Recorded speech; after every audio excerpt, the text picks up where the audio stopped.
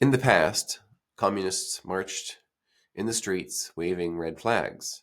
Today, they march through HR, college campuses, and courtrooms to wage lawfare against good, honest people.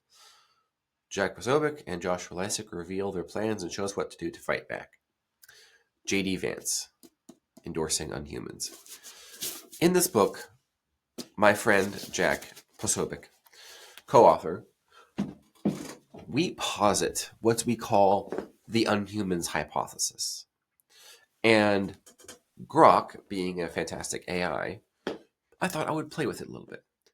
So I asked it, Grok, what is the Unhumans Hypothesis? There's a lesson here for every single one of you who wants to write a book, who has a message in your personal brand, or who has some other important message to get across, maybe ministry or otherwise. I, of course, am Joshua Lisec. This is Daily Persuasion. I am the New York Times bestselling author and co-author, ghostwriter of 98 nonfiction books now, and of course a certified hypnotist. Through this unique talent stack, I teach you how to better influence the VIPs of your life and your career. Coming back to the Unhumans Hypothesis, I asked Grok, what is it? And it said as follows. This is pretty good. The Unhumans Hypothesis, featured in Unhumans 2024 by Jack Posobiec and Joshua Lisec, posits that left-wing ideologies, broadly labeled as communism, socialism, Marxism, and progressivism, are not mere political philosophies, but deliberate tactics used by a group the authors call Unhumans. These Unhumans are portrayed as individuals or movements driven by resentment, nihilism, and a desire to dismantle civilization, opposing fundamental human values like beauty, truth, and liberty. The hypothesis frames them as existential threats who exploit societal grievances to provoke revolutions, consolidate power through terror, and revoke human rights. The Unhumans Hypothesis is that historical communist revolts from the French and Russian Revolution to modern movements like Black Lives Matter follow a predictable playbook of incitement, violence, and suppression. The Unhumans Hypothesis is that the United States is currently undergoing a gray zone communist revolution through cultural, legal, and institutional means, such as lawfare in HR departments, campuses, and courtrooms. The authors propose counter strategies, drawing on historical figures like Francisco Franco and Augusto Pinochet to combat this perceived threat. Utterly based. Now, what does this mean for you in your situation? Originally, Unhumans was pitched as a historical nonfiction book about communism. Jack had done a podcast called Chronicles of the Revolution, looking at various far-left revolutions throughout the last 250 years or so. And I had done a documentary. I was executive producer of a documentary on communist uprisings. But here's the thing. Why would anyone buy historical nonfiction if they're not interested in that period of history naturally?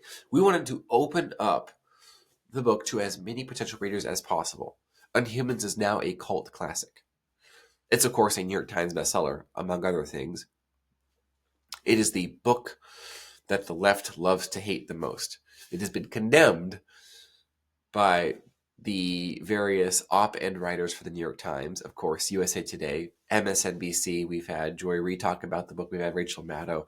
All these people have condemned the book naturally and wonderfully.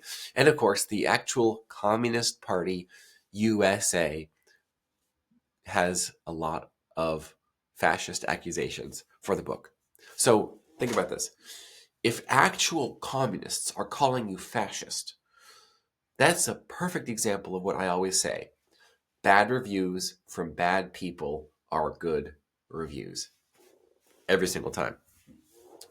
Now, what does this mean for you in your situation? Notice that this is a book that has a hypothesis. It's putting forward that over the last 60 years or so, the United States has been undergoing a low-intensity conflict, a gray zone communist revolution, an irregular revolution, yet one that follows the same templates of the past 250 years worth of revolutions. It just looks a little bit different because they're good at getting away with it, finally, until now. That's the book. What's your hypothesis? What is your claim? Let's say your name is John Doe. John Doe argues that. Well, what are you arguing? What does your book claim? It can't just be about something. It has to stand for something. Same as in your business. What's true of a book is true of a business. What are you claiming to be true? What are you arguing for? What is your hypothesis? What do you assert to be true?